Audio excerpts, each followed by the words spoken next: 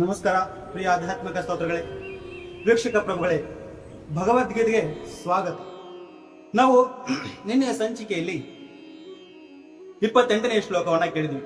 28ನೇ ಶ್ಲೋಕದಲ್ಲಿ ಭಗವಂತನು ಏನ್ ಹೇಳ್ದ ಅಂದ್ರೆ, 28ನೇ ಶ್ಲೋಕದಲ್ಲಿ ಭಗವಂತನ ಹತ್ರ ಸೃಷ್ಟಿಯಾದ ಎಲ್ಲ ಜೀವಿಗಳು ಮೊದಲು ಕಾಣಿಸುವುದಿಲ್ಲ, ಮಧ್ಯೆ ಕೆಲ ಕಾಲ ಕಾಣಿಸುತ್ತವೆ ಮತ್ತು ನಾಶವಾದ ಮೇಲೆ ಕಾಣಿಸುವುದಿಲ್ಲ. ಹೀಗಿರುವಾಗ ಶೋಕಕ್ಕೆ ಕಾರಣವೆಲ್ಲಿದೆ ಅಂತ ಭಗವಂತನು ಹೇಳ್ತಾ ಇದ್ದಾನೆ.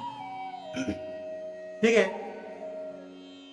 ದೇಹದ ಮೇಲೆ ಮೋಹ ವ್ಯಾಮೋಹಗಳನ್ನ ಬಿಟ್ಟು ನಿನ್ನ ಕರ್ತವ್ಯವನ್ನು ನೀನು ಮಾಡು ಅಂತ ಅರ್ಜುನನಿಗೆ ಭಗವಂತನು ಹೇಳ್ತಾ ಇದ್ದಾನೆ. ಶ್ಲೋಕ 29. ಆಶ್ಚರ್ಯವತ್ ಪಶ್ಯತಿ ಕಸ್ಸಿಧೇನಂ ಆಶ್ಚರ್ಯವದ್ ವದತಿ ತಥೈವ ಚಾನ್ಯಃ ಆಶ್ಚರ್ಯವಚೇನ ಮನ್ಯಃ ಶೃಣೋತಿ ಶ್ರುತ್ವಾಪೇನಂ ವೇದನ ಚೈವ ಕಶ್ಚಿತ್. ಶ್ಲೋಕ 29ನೇ ಶ್ಲೋಕದಲ್ಲಿ ಭಗವಂತನು ಏನ್ ಹೇಳ್ತಾ ಇದ್ದಾನೆ, ಆಶ್ಚರ್ಯವತ್ ಪಶ್ಯತಿ ಕಶ್ಚಿದೇನಂ ಆಶ್ಚರ್ಯವದ್ ವದತಿ ತಥೈವ ಚಾನ್ಯಃ ಆಶ್ಚರ್ಯವಚೇನ ಮನ್ಯೇ ಶೃಣೋತಿ ಶ್ರುತ್ತಾಪೇನಂ ವೇದನ ಚೈವ ಕಶ್ಚಿತ್. ಅಂದ್ರೆ ಈ ಶ್ಲೋಕದ ಅರ್ಥ ಏನಂದ್ರೆ, ಕೆಲವರು ಆತ್ಮನನ್ನು ಆಶ್ಚರ್ಯದಿಂದ ಕಾಣುತ್ತಾರೆ, ಕೆಲವರು ಅವನನ್ನು ಆಶ್ಚರ್ಯಕರ ಎಂದು ವರ್ಣಿಸುತ್ತಾರೆ, ಮತ್ತೆ ಕೆಲವರು ಅವನು ಆಶ್ಚರ್ಯಕರ ಎನ್ನುವ ಮಾತನ್ನು ಕೇಳುತ್ತಾರೆ. ಇನ್ನು ಕೆಲವರಾದರೂ ಅವನ ವಿಷಯ ಕೇಳಿದರೂ ಒಂದಿಷ್ಟು ಅರ್ಥ ಮಾಡಿಕೊಳ್ಳಲಾರರು ಅಂತ ಈ ಶ್ಲೋಕದ ಅರ್ಥವಾಗಿದೆ. ಗೀತೋಪನಿಷತ್ತಿಗೆ ಬಹುಮಟ್ಟಿಗೆ ಉಪನಿಷತ್ತಿನ ತತ್ವಗಳೇ ಆಧಾರ. ಆದ್ದರಿಂದ ಕಠೋಪನಿಷತ್ತಿನಲ್ಲಿ ಈ ಕೆಳಗಿನ ಶ್ಲೋಕ ಕಾಣುವುದರಲ್ಲಿ ಆಶ್ಚರ್ಯ. ಶ್ರವಣಯಾಪಿ ಬಹುವೀರ್ಯೋ ನ ಲಭ್ಯಃ ಶೃಣ್ವಂತೋಪಿ ಬಹವೋ ಯಂ ನ ವಿದುಃ ಆಶ್ಚರ್ಯೋ ವಕ್ತ ಕುಶಲೋಶ್ಯ ಲಬ್ಧ ಆಶ್ಚರ್ಯೋಶ್ಯ ಜ್ಞಾತ ಕುಶಲಾನುಶಿಷ್ಟ. ಅಂದ್ರೆ ಬೃಹತ್ ಪ್ರಾಣಿಯ ದೇಹದಲ್ಲೂ, ಬೃಹತ್ ಆಲದ ಮರದ ದೇಹದಲ್ಲೂ ಜೀವಾಣು ಇದೆ. ಕೇವಲ ಒಂದು ಅಂಗುಲದ ಸ್ಥಳವನ್ನು ಆಕ್ರಮಿಸುವ ಕೋಟ್ಯಾಂತರ ಕ್ರಿಮಿಗಳಲ್ಲೂ ಜೀವಾಣುವಿದೆ ಅಂತ ಈ ಶ್ಲೋಕದ ಅರ್ಥವಾಗಿದೆ. ಶ್ಲೋಕ 30ನೇ ಶ್ಲೋಕದಲ್ಲಿ ಏನ್ ಹೇಳ್ತಾ ಇದ್ದಾನೆ, ದೇಹಿ ನಿತ್ಯಮವದ್ಯೋಯಂ ದೇಹಿ ಸರ್ವಸ್ವ ಭಾರತ ತಸ್ಮಾತ್ ಸರ್ವಾಣಿ ಭೂತಾನಿ ನತ್ವಂ ಶೋಚಿತು ಮರ್ಹಸಿ. ಶೋಚಿತು ಮರ್ಹಸಿ ಅಂದ್ರೆ, ಭರತ ವಂಶಜನಾದ ರಾಜನೇ, ಈ ದೇಹದಲ್ಲಿ ವಾಸಿಸುವವನನ್ನು ಎಂದು ಕೊಲ್ಲಲು ಸಾಧ್ಯವಿಲ್ಲ. ಆದುದರಿಂದ ನೀನು ಯಾವ ಜೀವಿಗಾಗಿಯೂ ದುಃಖಿಸುವ ಕಾರಣವಿಲ್ಲ. ಯಾಕಂದ್ರೆ ದೇಹವು ಅಶಾಶ್ವತವಾದದ್ದು, ಆತ್ಮ ಶಾಶ್ವತವಾದದ್ದು. ಇವತ್ತು ದೇಹ ಹೋಯಿತು, ದೇಹದ ಮೇಲೆ ವ್ಯಾಮೋಹಗಳ ಮೊದಲೇ ಹೇಳಿದೀನಿ, ದೇಹದ ಮೇಲೆ ವ್ಯಾಮೋಹವನ್ನು ಎಂದು ಇಟ್ಟುಕೊಳ್ಳಬೇಡ ಅಂತ ಭಗವಂತ ಹೇಳ್ತಾನೆ. ಈ ಶ್ಲೋಕದಲ್ಲಿ ಹೇಳ್ತಾರೆ, ಅದಕ್ಕೆ ಒಂದು ಚಿಕ್ಕ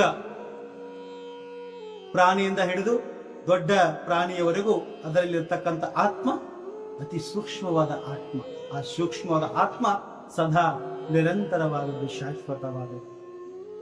ಅದಕ್ಕೆ ಹೇಳ್ತಾ ಇದ್ರೆ ಭಗವಂತ ಹೇಳ್ತಾ ಇದ್ದಾನೆ, ಅವಿಕಾರಿಯಾದ ಆತ್ಮವನ್ನು ಕುರಿತ ಬೋಧನೆಯು ಅಧ್ಯಾಯವನ್ನು ಭಗವಂತನು ಈಗ ಮುಕ್ತಾಯಗೊಳಿಸುತ್ತಾನೆ. ಅಂದ್ರೆ ಈ ಇಲ್ಲಿವರೆಗೂ ಹೇಳಿದ ಬೋಧನೆಯನ್ನು ಮುಕ್ತಾಯಗೊಳಿಸುತ್ತಾನೆ. ಮುಂದೆ ಏನ್ ಹೇಳ್ತಾ ಇದ್ದಾನೆ, ನಿತ್ಯವಾದ ಆತ್ಮವನ್ನು ಹಲವು ವಿಧಗಳಲ್ಲಿ ವರ್ಣಿಸಿ ಶ್ರೀಕೃಷ್ಣನು ಆತ್ಮಕ್ಕೆ ಸಾವಿಲ್ಲ ಮತ್ತು ದೇಹವು ತಾತ್ಕಾಲಿಕ ಎನ್ನುವುದನ್ನು ತೋರಿಸಿಕೊಡುತ್ತಾನೆ.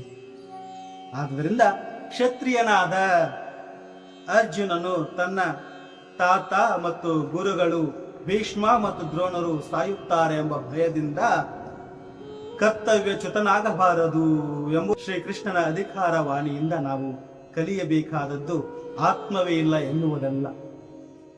ಐಹಿಕ ಬೆಳವಣಿಗೆಯ ಒಂದು ನಿರ್ದಿಷ್ಟ ಘಟ್ಟದಲ್ಲಿ ರಾಸಾಯನಿಕ ವಸ್ತುಗಳ ಪರಸ್ಪರ ಕ್ರಿಯೆಯಿಂದ ಜೀವದ ಲಕ್ಷಣಗಳು ಸೃಷ್ಟಿಯಾಗುತ್ತವೆ. ಆದರೆ ಐಹಿಕ ದೇಹದಿಂದ ಭಿನ್ನವಾದ ಆತ್ಮವಿದೆ ಎಂದು ನಂಬಬೇಕು. ಆತ್ಮವು ನಿತ್ಯವಾದುದು ಎಂದ ಮಾತ್ರಕ್ಕೆ ಹಿಂಸೆಗೆ ಪ್ರೋತ್ಸಾಹವಿದೆ ಎಂದಲ್ಲ. ಯುದ್ಧ ಕಾಲದಲ್ಲಿ ವಾಸ್ತವವಾಗಿ ಅದರ ಅಗತ್ಯವಿದ್ದಾಗ ಹಿಂಸೆಯು ಅಸಮ್ಮತವಲ್ಲ. ಆದರೆ ಆ ಅಗತ್ಯವನ್ನು ಭಗವಂತನ ಸಮ್ಮತಿಗೆ ಅನುಗುಣವಾಗಿ ನಿರ್ಧರಿಸಬೇಕಲ್ಲದೆ ಮನಸ್ಸು ಬಂದಂತಲ್ಲ. ಭಗವಂತನು ಏನ್ ಹೇಳ್ತಾ ಇದ್ದಾನೆ? ಅವಿಕಾರಿಯಾದ ಆತ್ಮನನ್ನು ಕುರಿತ ಬೋಧನೆಯನ್ನು ಭಗವಂತನು ಇಲ್ಲಿಗೆ ಮುಕ್ತಾಯಗೊಳಿಸುತ್ತಾನೆ. ಶ್ಲೋಕ 31. ಸ್ವಧರ್ಮಮಪಿ ಚಾವೇಕ್ಷಣ ವಿಕಂಪಿತುಮರ್ಹಸಿ ಧರ್ಮ್ಯಾಧಿ ಯುದ್ಧಾಚೇಯೋನ್ಯತ್ತ ಕ್ಷತ್ರಿಯಶನ ವಿದ್ಯತೆ. ಅಂದ್ರೆ ಕ್ಷತ್ರಿಯನಾಗಿ ನಿನ್ನ ಸ್ವಧರ್ಮವನ್ನು ಪರಿಗಣಿಸಿದಾಗ ಧರ್ಮಕ್ಕಾಗಿ ಹೋರಾಡುವುದಕ್ಕಿಂತ ಶ್ರೇಯಸ್ಕರವಾದ ಕಾರ್ಯ ಇನ್ನೊಂದಿಲ್ಲ ಎನ್ನುವುದನ್ನು ನೀನು ತಿಳಿದುಕೊಳ್ಳಬೇಕು. ಆದುದರಿಂದ ಹಿಂಜರಿಕೆಯ ಅವಶ್ಯಕತೆ ಇಲ್ಲ ಅಂತ ಭಗವಂತನ ಹೇಳ್ತಾರೆ.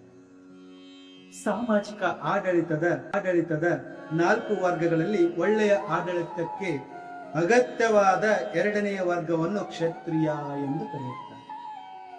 ಕ್ಷತ್ ಎಂದರೆ ಗಾಯ, ತ್ರಾಯತೆ ಎಂದರೆ ರಕ್ಷಿಸುವುದು. ಆದುದರಿಂದ ಅಪಾಯದಿಂದ ರಕ್ಷಿಸುವವನು ಕ್ಷತ್ರಿಯ. ಕ್ಷತ್ರಿಯರಿಗೆ ಕಾಡಿನಲ್ಲಿ ಕೊಲ್ಲಲು ಶಿಕ್ಷಣ ಇರುತ್ತದೆ. ಕ್ಷತ್ರಿಯನು ಕಾಡಿಗೆ ಹೋಗಿ ಹುಲಿಗೆ ಎದುರಿಗೆ ಸವಾಲು ಹಾಕಿ ಕತ್ತಿ ಹಿಡಿದು ಹೋರಾಡುತ್ತಿದ್ದ. ಹುಲಿಯು ಸತ್ತಾಗ ಅದಕ್ಕೆ ರಾಜ್ಯಯೋಗ್ಯ ಅಂತ್ಯ ಸಂಸ್ಕಾರವನ್ನು ಮಾಡುತ್ತಿದ್ದರು. ಈ ಪದ್ಧತಿಯನ್ನು ಜಯಪುರದ ರಾಜರು ಇಂದಿಗೂ ಅನುಸರಿಸುತ್ತಾರೆ.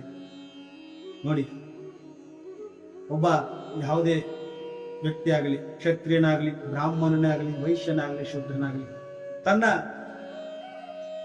ನಿಯೋಜಿತ ಕರ್ಮವನ್ನು ಮಾಡಲೇಬೇಕು. ನಾನು ಕರ್ಮವನ್ನು ಮಾಡುವುದಿಲ್ಲ, ತನ್ನ ಕರ್ಮವನ್ನು ಮಾಡುವುದಿಲ್ಲ ಎಂಬ ಮೂರ್ಖತನವನ್ನು ಬಿಟ್ಟು ಕರ್ಮವನ್ನು ಮಾಡಬೇಕು ಅಂತ ಭಗವಂತನ ಹೇಳ್ತಾ ಇದ್ದಾನೆ. ಪ್ರಿಯ ಆಧ್ಯಾತ್ಮಿಕ ಸ್ತೋತ್ರಗಳೇ, ವೀಕ್ಷಕ ಪ್ರಭುಗಳು, ಯಾಕಂದ್ರೆ ಭಗವಂತ ಏನ್ ಹೇಳ್ತಾನೆ? ಕರ್ಮವನ್ನ ಮಾಡು, ಕರ್ಮವನ್ನ ಬಿಟ್ಟು ಬಿಡುವೆನೆಂಬ ಮೂರ್ಖತನವನ್ನ ಬಿಡು. ಯಾಕಂದ್ರೆ ಇಲ್ಲಿವರೆಗೂ ಆತ್ಮಕ್ಕೆ ಸಾವಿಲ್ಲ. ಆತ್ಮ ನಿರಂತರವಾದ ಶಾಶ್ವತವಾದದ್ದು. ದೇಹಕ್ಕೆ ಸಾವಿದೆ ಹೊರತು ಆತ್ಮಕ್ಕೆ ಸಾವಿಲ್ಲ ಅಂತ ಭಗವಂತನು ಹೇಳ್ತಾ ಇದ್ದಾನೆ. ನಾವು ತಿಳಿದುಕೊಳ್ಳಬೇಕಾಗಿದ್ದು ಇಷ್ಟೇ: ಪ್ರತಿಯೊಬ್ಬ ವ್ಯಕ್ತಿಯು ತನ್ನ ನಿಯೋಜಿತ ಕರ್ಮವನ್ನ ಎಂದು ಬಿಡಬಾರದು, ಬಿಡುವೆನೆಂಬ ಮೂರ್ಖತನವನ್ನು ಹೊಂದಬಾರದು ಎಂಬುದು ಭಗವಂತನ ವಾಣಿ. ಪ್ರಿಯ ಸ್ತೋತ್ರಗಳೇ, ಈ ಭಗವದ್ಗೀತೆ ಪ್ರತಿಯೊಬ್ಬರು ಅರಿತುಕೊಳ್ಳಲಿ, ಜ್ಞಾನವನ್ನು ಪಡೆದುಕೊಳ್ಳಲಿ ಅಂತ ಭಗವಂತನ ಬೋಧನೆಯನ್ನು ಮಾಡಿ. ನಮ್ಮ ಈ ಭಗವದ್ಗೀತೆ ಶ್ಲೋಕ ನಿಮಗೆ ಇಷ್ಟ ಆಗಿದ್ರೆ ಈ ನಮ್ಮ ಚಾನಲ್ನ ಸಬ್ಸ್ಕ್ರೈಬ್ ಮಾಡಿ, ಲೈಕ್ ಮಾಡಿ, ಶೇರ್ ಮಾಡಿ, ಕಮೆಂಟ್ ಮಾಡಿ. ಹಾಗೂ ಯಾರಿನ್ನೂ ಸಬ್ಸ್ಕ್ರೈಬ್ ಮಾಡಿಲ್ವೋ ಸಬ್ಸ್ಕ್ರೈಬ್ ಮಾಡಿಕೊಳ್ಳಿ ಅಂತ ಕೇಳ್ತೀನಿ. ಮತ್ತು ನಮ್ಮ ವಿಡಿಯೋವನ್ನ ಲೈಕ್ ಮಾಡಿ ನಿಮ್ಮ ಎಲ್ಲ ಸ್ನೇಹಿತರಿಗೂ ಶೇರ್ ಮಾಡಿ ಅಂತ ಕೇಳ್ಕೊಳ್ತಾ ಇಂದಿನ ಸಂಚಿಕೆಯನ್ನ ಮುಗಿಸೋಣ. ನಮಸ್ಕಾರ, ನಮಸ್ಕಾರ, ನಮಸ್ಕಾರ.